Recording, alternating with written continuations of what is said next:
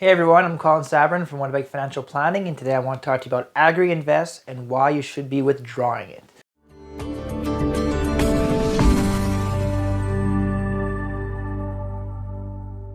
So let's go over an example and I'll show you why.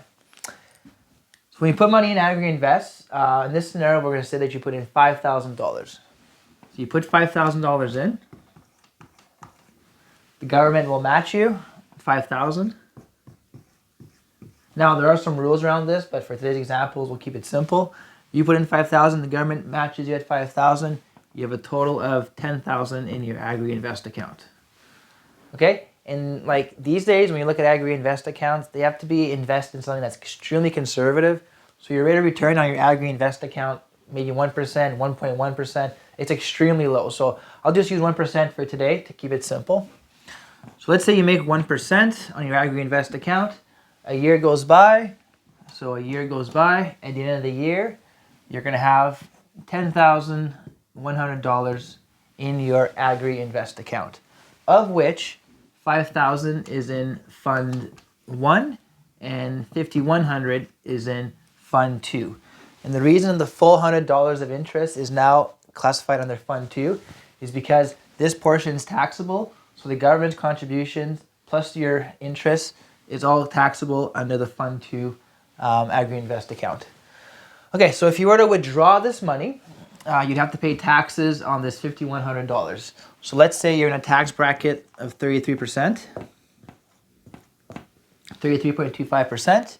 Your net at the end of the day would be $5,000, which is tax-free, plus this taxable portion, which after tax would be a total amount of $8,443. Okay, so you invested for 1 year, you withdrew your AgriInvest, and you're at $8,443. Let's say you would have withdrawn this money the second you put it in, okay? And with the proceeds, you would have put that inside of a tax-free savings account. Okay, so let's go over here now, and we'll do a tax-free savings account example. So if you're going to withdraw this right away, you're going to have to pay tax on this right away. So that means that you're going to have a net of $8,338 to invest in your tax-free savings account. Okay. And since you don't have any restrictions when it comes to tax-free savings account, you're not forced to get a very low rate. You can go ahead and find a tax-free savings account that is easily making you 2% interest. So if it makes you 2% interest, at the end of the year, you're going to have $8,504. So just by having withdrawn your AgriInvest right away, put in the TFSA, your net at the end of the year is going to be $8,500 versus the $8,443 that you made in your AgriInvest account. And don't forget, a tax-free savings account, any interest and growth inside of here is all tax-free. So if you were to withdraw this amount, this would be tax-free. And this is obviously after tax. So that's how a 1-year example looks. I'm going to go on over a 10-year example for you guys to see how it changes over a 10-year time frame.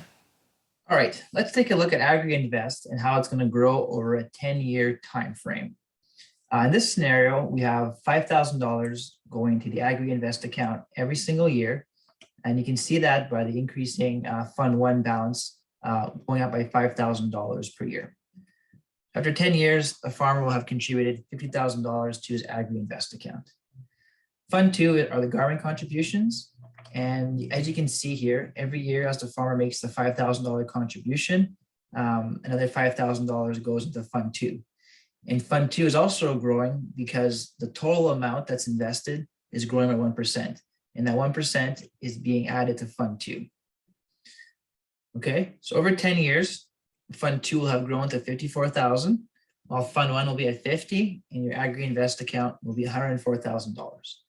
But when it comes to withdrawing your money after 10 years, your $50,000 portion is going to be tax-free, but this $54,000 Fund 2 amount is going to be 100% taxable.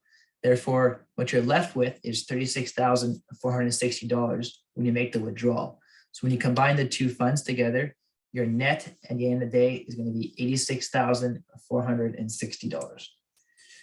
Now, if we were to compare that to a tax-free savings account, and let's say it's making 2%. Let's go over this example here. So in year one, what we did was we withdrew the $10,000 immediately after having contributed to AgriInvest, and that left us with a net of $8,338 to go inside of a TFSA and be invested at 2%. A year goes by, this 8,338 grows by 2%, and then an additional 8,338 gets added to your TFSA, because in year two, you'd have done the same thing you did in year one, which is contribute to your AgriInvest account and then immediately pull it out. So as you can see here, over the years, your TFSA will be growing, tax-free at 2%. And when we get to year 10, your TFSA will be worth $91,000, whereas your AgriInvest account is worth only $86,000. And the reason this $91,000 is net $91,000 is because your money is sitting inside of a tax-free savings account. So there are no taxes to make any withdrawals from your TFSA. Now, what if I were to lower this rate of return to match the AgriInvest account rate of return? Would you expect the AgriInvest to then do better because you're investing pre-tax money?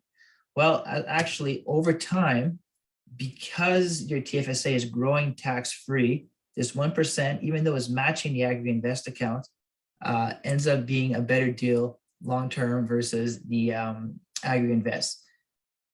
The AgriInvest account, every 1% that it makes every single year is added to Fund 2, which is then 100% taxable, which is why at the end of 10 years, the TFSA is still a better option, even if it only makes 1% per year. But my last comment is going to be, what if you go ahead and invest this money inside of a TFSA and you assume that it's for your retirement and you buy stocks and bonds? In this scenario, if you're making 6, 7, 8% per year, the TFSA will absolutely blow the AgriInvest total out of the water. So here you can see, by withdrawing money from your AgriInvest every year, investing in TFSA, making 7% per year on average, you're going to end up with $115,000 in 10 years versus $86,000. Now you might be asking yourself, what if my TFSA is maxed out and I can't make any more contributions? Does it still make sense to withdraw my AgriInvest? And in most scenarios, the answer is going to be yes, because your AgriInvest is only making you 1% per year. So if you can make 3 or 4, you're still ahead of the game, even if you don't put that money inside of a tax-free savings account. You might also be wondering, what if my AgriInvest is inside of my corporation? Does it make sense to withdraw it inside the corporation? And yes, it would, because you can move it from your corporation to your TFSA personally, assuming you have a shareholder's loan that you can withdraw money from the corporation tax-free, or CDA, for example. And if you don't, and you have to keep the money inside the corporation, again, if you can make 3-4% on this money instead of 1%, you'll be further ahead. Lastly, what if you have an AgriInvest account that is $100,000? $50,000 in Fund A, Fund 1, $50,000 in Fund 2. Does it make sense at that point to withdraw all of your AgriInvest?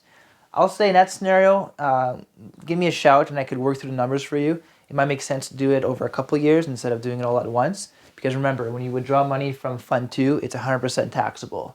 But doing it over a couple of years, maybe 3 years, you'll be able to empty this account, get away from this 1% rate of return, and put the money into a TFSA if you have room, and you're off to the races. So that's it for today. Let me know if you have any questions. If you want me to run some numbers for your situation, happy to do so. You know how to reach me, and I'll see you next time.